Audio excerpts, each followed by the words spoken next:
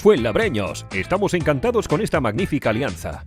Tu local exclusivo en la zona se ha convertido en un referente gastronómico en muy poco tiempo.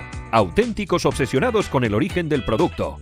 Ese es el lema del equipo de La Alfaroteca. Situados en la calle Extremadura 46, te ofrecen las croquetas caseras más originales que hayas probado en la vida. ¡Qué delicia las de langostino y trufa! No te cuento lo que percibe el paladar al saborear las de carabineros, jengibre y lima.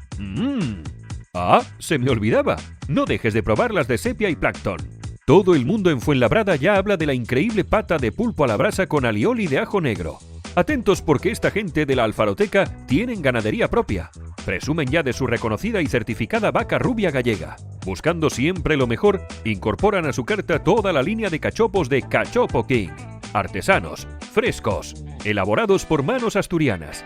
Desde el más clásico de cecina y queso de cabra hasta el más gourmet, pasando por variedades que les van a encantar a los más peques, como nuestro cachopo Pío Pío. Si os gusta picotear, no dudéis en pedir una tabla trío con 3 tipos de relleno y carne diferentes. Si preferís sabores intensos, hemos creado una tabla con 5 mini cachopos variados con los 5 sabores más gourmet de Cachopo King. Fuenlabrada, esta es la tuya. Te esperamos en La Alfaroteca. Elaborados artesanalmente en Gijón. Hechos 1 a 1. Llega fresco a tu restaurante. Somos El Buen Cachopo.